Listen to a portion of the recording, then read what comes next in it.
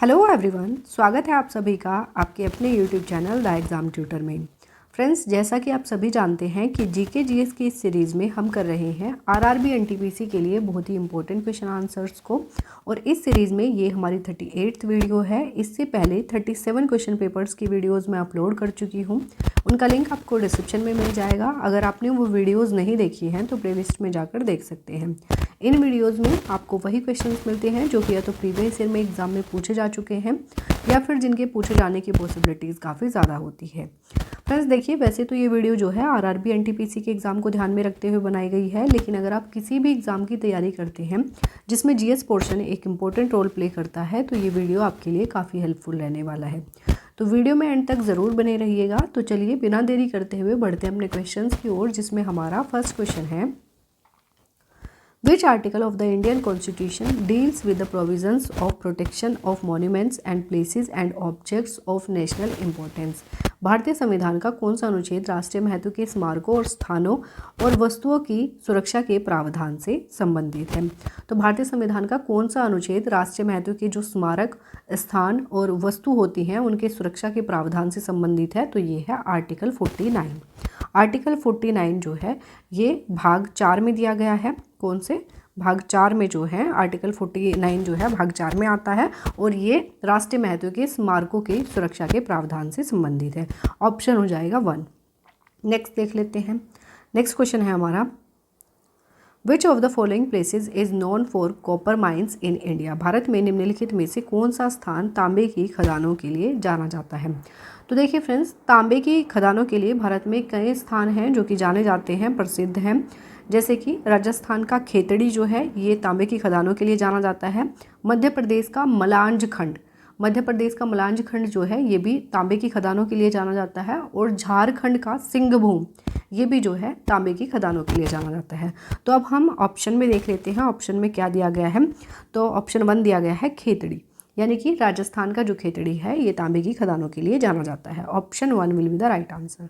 Next देख लेते हैं। नेक्स्ट क्वेश्चन है हमारा, what is the length of IPv4 address in terms of nibble? Nibble के संदर्भ में IPv4 पते की लंबाई क्या है? तो देखिए फ्रेंड्स, IPv4 पते की लंबाई पूछा है इसमें। तो देखिए 1 निबल किसके इक्वल होता है? 1 निबल होता है 4 बिट्स के इक्वल, 4 बिट्स के इक्वल होता है। और IPv4 जो है ये 32 बिट्स लॉन्ग होता है। कितना? 32 बिट्स लॉन्ग होता है क्या IPv4 एड्रेस। तो देखिए 4 से 32 को कैंसिल करेंगे 8 टाइम्स, तो इसका आंसर आएगा 8 निबल्स। कितना? 8 निबल्स। तो IPv4 एड्रेस जो है ये 8 निबल के इक्वल होता है। तो आंसर हो जाएगा हमारा ऑप्शन 3, 8 निबल। नेक्स्ट देख लेते हैं। नेक्स्ट क्वेश्चन है हमारा, according to the census of India 2011 has the highest sex ratio of 1084 females per 1000 mails. Bharat की जनगणना 2011 के अनुसार किस राज्य में प्रति 1000 पुरुषों पर 1084 महिलाओं का लिंगानुपात सबसे अधिक है? तो देखिए फ्रेंड्स, जो लिंगानुपात की गणना की जाती है वो की जाती है 1000 पुरुषों पर, और 1000 पुरुषों पर 1084 महिलाओं का लिंगानुपात सबसे ज़्यादा किस राज्य में है? तो ये है केरला राज्य में। किस राज्य में है? केरला राज्य में। और केरला राज्य का जो लिटरेसी रेट है, लिटरेसी रेट भी 100% जो है कहाँ पर है? ये भी केरला राज्य में है। तो याद रखिएगा, आंसर हो जाएगा ऑप्शन 2। नेक्स्ट देख लेते हैं। नेक्स्ट क्वेश्चन है हमारा, Which of the following services was not present in India for the common man at the time of independence? निम्नलिखित में से कौन सी सेवा स्वतंत्रता के समय भारत में आम आदमी के लिए मौजूद नहीं थी? तो इनमें से कौन सी ऐसी सर्विस है जो कि स्वतंत्रता के समय, आज़ादी के समय भारत में आम आदमी के लिए मौजूद नहीं थी? तो वो है कॉल सेंटर्स। कॉल सेंटर्स जो हैं उस समय पर अवेलेबल नहीं थे आम आदमी के लिए। बाकी पोस्टल सर्विसेज, टेलीग्राफ सर्विसेज और रेलवेज जो हैं ये अवेलेबल थे। तो आंसर हो जाएगा ऑप्शन 1। नेक्स्ट क्वेश्चन है हमारा, नेचुरल लेवीज आर, प्राकृतिक तटबंध क्या हैं? तो देखिए फ्रेंड्स, प्राकृतिक तटबंध क्या होते हैं? तो प्राकृतिक तटबंध जो हैं ये नदी, झीलों और महासागरों के किनारे पर होने वाले नेचुरल बैरियर्स होते हैं, प्राकृतिक अवरोध होते हैं और ये तलछट के जमाव से बनते हैं। इन्हें नेचुरल लेवीज भी कहा जाता है। और ये कैसे बनते हैं, क्या होते हैं? Depositional land forms of river होते हैं जो नेचुरल लेवीज या प्राकृतिक तटबंध होते हैं, या इन्हें नदी की निक्षेपणात्मक भू आकृतियाँ भी कहा जाता है। देखिए इसमें ऑप्शन 4 थोड़ा दिख नहीं रहा होगा, तो मैं इसको यहाँ पर लिख देती हूँ। आकृतियाँ क्या है? ये नदी की अपरदनात्मक भू आकृतियाँ। तो इस क्वेश्चन का आंसर हो जाएगा option 1, depositional land forms of river. Next देख लेते हैं। नेक्स्ट क्वेश्चन है हमारा, In 1851, who among the following described the kingdom of Awadh as a cherry that will drop into our mouth one day? 1851 में निम्नलिखित में से किसने अवध साम्राज्य को एक चेरी जो एक दिन हमारे मुंह में गिर जाएगी के रूप में वर्णित किया था? तो देखिए फ्रेंड्स, 1851 में लॉर्ड डलहौजी ने जो है अवध साम्राज्य को एक चेरी जो एक दिन हमारे मुंह में गिर जाएगी के रूप में वर्णन किया था। इसका मतलब क्या है इस कथन का? इसका मतलब ये था कि अवध साम्राज्य एक दिन ब्रिटिश साम्राज्य में मिल जाएगा। इस कथन का मतलब ये था। और इन्होंने 1856 में अवध साम्राज्य को ब्रिटिश साम्राज्य में मिला भी लिया था। लॉर्ड डलहौजी जो हैं ये 1848 से 1856 तक जो हैं गवर्नर जनरल ऑफ इंडिया रहे हैं, तो ये भी याद रखिएगा। देखिए अवध की जो मिट्टी थी ये कपास और नील की खेती के लिए अच्छी मानी जाती थी। इसी वजह से जो ब्रिटिशर्स थे वो अवध को अपने साम्राज्य में मिलाना चाहते थे। और उस समय अवध के नवाब कौन थे? तो वाजिद अली शाह। कौन थे? तो वाजिद अली शाह जो हैं उस समय अवध के नवाब थे। तो याद रखिएगा option 3 will be the right answer, Lord Dalhousie. Next देख लेते हैं। नेक्स्ट क्वेश्चन है हमारा, Which of the following rivers originates from Aravalli range and disappears into run of Kutch? निम्नलिखित में से कौन सी नदी अरावली पर्वतमाला से निकलती है और कच्छ के रण में लुप्त हो जाती है? तो ऐसी कौन सी नदी है? मैंने प्रीवियस वीडियो में भी इस तरीके का एक क्वेश्चन पढ़ाया था आपको। तो जो लूनी नदी है, लूनी जो रिवर है, ये गुजरात के रन के कच्छ में जाकर जो है डिसअपियर हो जाती है, लुप्त हो जाती है और ये किसी भी सागर में नहीं गिरती है। तो याद रखिएगा इस क्वेश्चन का आंसर हो जाएगा ऑप्शन 4, लूनी नदी। नेक्स्ट देख लेते हैं। नेक्स्ट क्वेश्चन है हमारा, the fundamental duties in the constitution of India were adopted from the Bharat के संविधान में मौलिक कर्तव्यों को अपनाया गया था। किस देश के संविधान से हमने अपने संविधान में मौलिक कर्तव्यों को अपनाया है, ये पूछा है क्वेश्चन में। तो रसिया के संविधान से, यूएसएसआर कॉन्स्टिट्यूशन से जो है हमने अपने संविधान में मौलिक कर्तव्यों को लिया है। मौलिक कर्तव्य जो हैं भारतीय संविधान के भाग 4A में दिए गए हैं और इनको 42वें संविधान संशोधन 1976 में जो है इनको भारतीय संविधान में ऐड किया गया था। और शुरू में इनकी संख्या कितनी थी? तो 10 थी। कितनी संख्या थी? 10 जो है इनकी संख्या थी। और बाद में एक और संविधान संशोधन हुआ, 82वां संविधान संशोधन, जो कि 2002 में हुआ और इसके तहत जो है भारतीय संविधान में एक और मौलिक अधिकार को जोड़ा गया, मौलिक कर्तव्य को जोड़ा गया। और अब इनकी संख्या कितनी है? तो टोटल इनकी संख्या है 11। तो याद रखिएगा जो मौलिक कर्तव्य हैं ये रूस के संविधान से लिए गए हैं। तो आंसर हो जाएगा हमारा ऑप्शन 1, यूएसएसआर कॉन्स्टिट्यूशन। नेक्स्ट देख लेते हैं। नेक्स्ट क्वेश्चन है हमारा, where is the world's highest waterfall the Angel Falls located? विश्व का सबसे ऊंचा झरना एंजल फॉल्स कहाँ पर स्थित है? तो विश्व का सबसे ऊंचा वाटरफॉल जो है वो एंजल फॉल्स है और ये कहाँ पर स्थित है? वेनेजुएला में। कहाँ पर है? वेनेजुएला में है। और वेनेजुएला जो है ये साउथ अमेरिका की एक कंट्री है। किसकी? साउथ अमेरिका की एक कंट्री है। तो आंसर हो जाएगा हमारा ऑप्शन 4, वेनेजुएला। एंजल फॉल्स कहाँ पर लोकेटेड है? वेनेजुएला में है, जो कि विश्व का सबसे ऊंचा वाटरफॉल है। नेक्स्ट देख लेते हैं। नेक्स्ट क्वेश्चन है हमारा, इन MS Word 2016 the AA feature with in the font group of the home tab represents the dash option? MS Word 2016 में होम टैब के फॉन्ट समूह के भीतर AA सुविधा किस विकल्प का प्रतिनिधित्व करती है? तो AA जो है ये सर्विस प्रोवाइड करती है चेंज केस के लिए। जो लिखने का जो रिटन स्टाइल होता है उसमें चेंज करने के लिए जो है AA सर्विस अवेलेबल होती है MS Word 2016 में। तो आंसर हो जाएगा ऑप्शन 3। नेक्स्ट देख लेते हैं। नेक्स्ट क्वेश्चन है हमारा, the Sattriya dance form was introduced in the dash by the great Vaishnava sant and reformer of Assam Mahapurusha Sankardeva. Sattriya नृत्य शैली को महान वैष्णव संत और असम के सुधारक महापुरुष शंकरदेव द्वारा कब पेश किया गया था? तो 15वीं शताब्दी में जो है, जो सत्रिया नृत्य शैली है इसको वैष्णव संत और असम के समाज सुधारक थे महापुरुष शंकरदेव, इनके द्वारा जो है पेश किया गया था। और सत्रिया नृत्य शैली जो है ये काफ़ी फेमस है असम में। तो याद रखिएगा, एग्जाम में क्वेश्चन पूछ लिया जाता है कि सत्रिया नृत्य शैली भारत के किस राज्य से संबंधित है? तो आंसर होगा Assam. Option 3 will be the right answer. Next देख लेते हैं, नेक्स्ट क्वेश्चन है हमारा, the Jawaharlal Nehru port is situated in which of the following cities. Jawaharlal Nehru बंदरगाह निम्नलिखित में से किस शहर में स्थित है? तो देखिए फ्रेंड्स, जो ये बंदरगाह है जवाहरलाल नेहरू बंदरगाह, ये भारत का सबसे बड़ा कंटेनर बंदरगाह है और इसे नावा सेवा बंदरगाह के नाम से भी जाना जाता है। और ये कहाँ पर स्थित है? तो ये है नवी मुंबई। कहाँ पर स्थित है? नवी मुंबई, महाराष्ट्र में जो है ये स्थित है। तो option 3 will be the right answer. Next देख लेते हैं, नेक्स्ट क्वेश्चन है हमारा, which of the following ports is not located in Asia. निम्नलिखित में से कौन सा बंदरगाह एशिया में स्थित नहीं है? तो देखिए फ्रेंड्स, रोटरडम बंदरगाह, रोटरडम जो पोर्ट है ये कहाँ पर स्थित है? ये नीदरलैंड में स्थित है। कहाँ पर स्थित है? नीदरलैंड में स्थित है, यानी कि यूरोप में स्थित है। और ये यूरोप का सबसे बड़ा बंदरगाह है रोटरडम बंदरगाह। बाकी सिंगापुर, ओसाका और संघाई ये कहाँ पर है? ये एशिया में स्थित है। तो इस क्वेश्चन का आंसर हो जाएगा हमारा ऑप्शन 3। नेक्स्ट देख लेते हैं, नेक्स्ट क्वेश्चन है हमारा, गिर forest which is famous for the Asiatic Lions is located in. गिर वन जो एशियाई शेरों के लिए प्रसिद्ध है कहाँ पर है? तो गिर वन या गिर नेशनल पार्क जो है ये कहाँ पर स्थित है? ये गुजरात में है। कहाँ पर है? गुजरात में है। गुजरात में वेलावर्दा नेशनल पार्क ये काफ़ी फेमस है, एग्जाम में पूछा जाता है। मरीन नेशनल पार्क जो है ये भी कहाँ पर है? ये भी गुजरात में है। और वसदा नेशनल पार्क जो है ये भी कहाँ है? ये भी गुजरात में है। तो याद रखिएगा, ये नेशनल पार्क जो है ये पूछे जाते हैं एग्जाम में जो कि गुजरात से रिलेटेड है। तो याद रखिएगा, इस क्वेश्चन का आंसर हो जाएगा ऑप्शन 2, गिर नेशनल पार्क या गिर फॉरेस्ट कहाँ पर है? ये भी गुजरात में है। नेक्स्ट देख लेते हैं, नेक्स्ट क्वेश्चन है हमारा,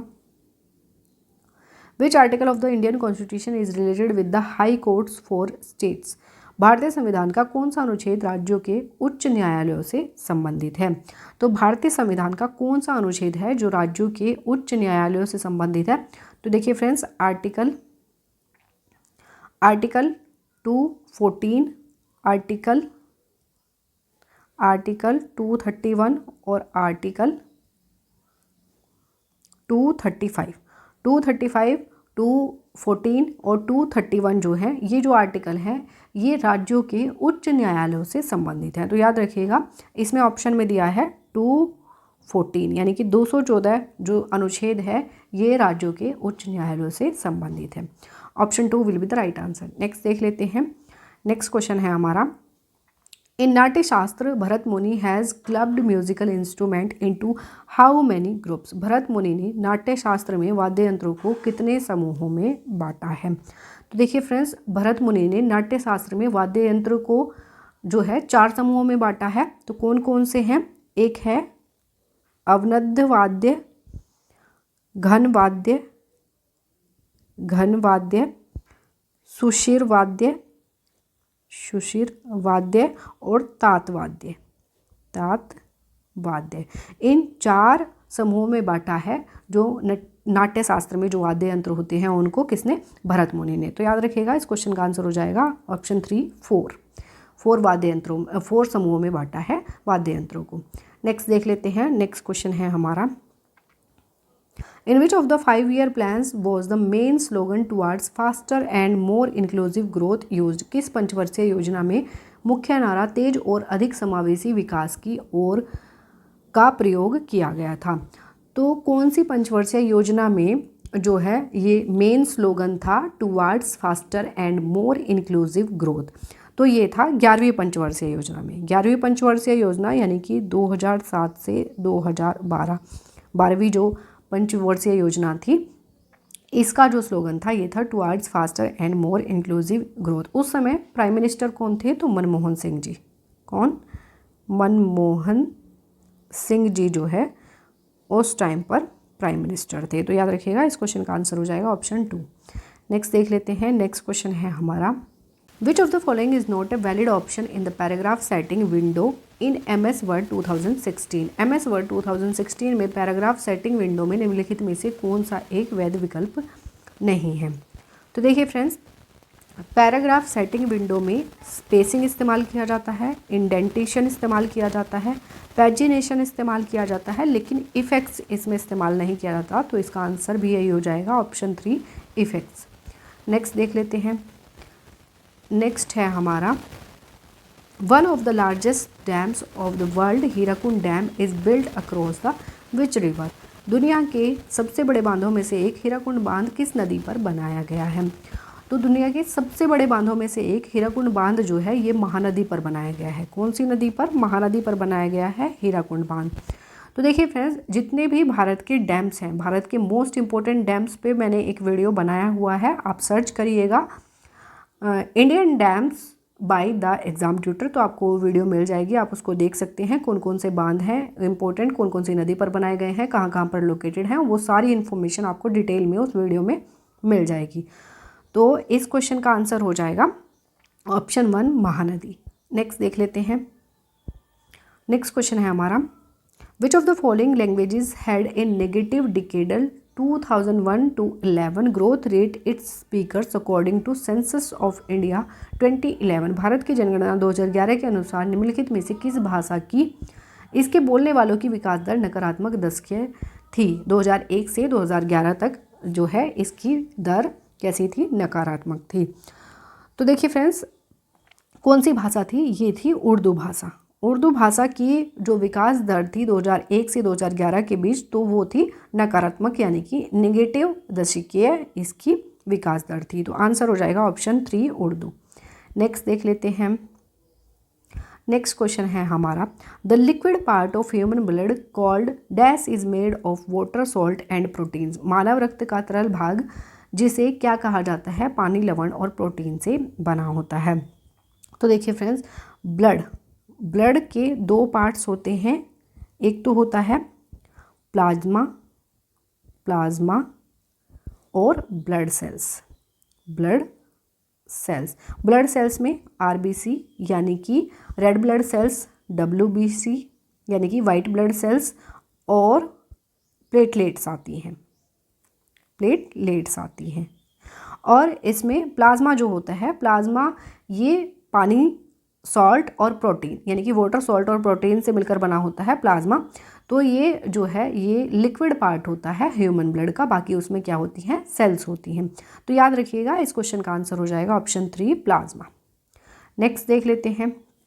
नेक्स्ट क्वेश्चन है हमारा, which of the following is a noble gas. निम्नलिखित में से कौन सी एक उत्कृष्ट गैस है?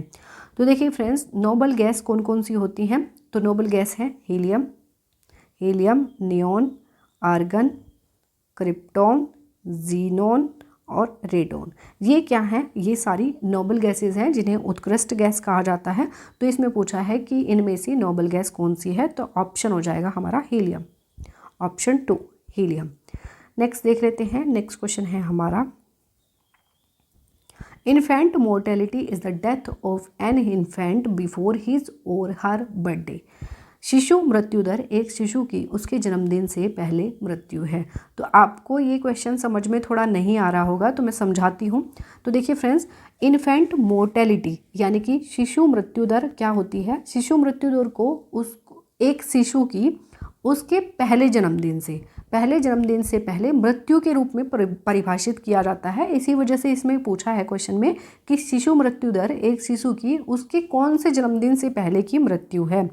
तो ये पहले जन्मदिन से पहले उसकी मृत्यु के रूप में इसको परिभाषित किया जाता है। किसको? शिशु मृत्यु दर यानी कि इन्फेंट मोर्टेलिटी को। और ये जो शिशु मृत्यु दर है ये 1000 जीवित जन्मों पर शिशु मृत्यु की संख्या होती है।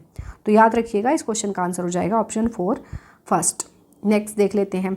नेक्स्ट क्वेश्चन है हमारा, Gol Gumbaz is the museum of the king Mohammad Adil Shah, it is a part of which.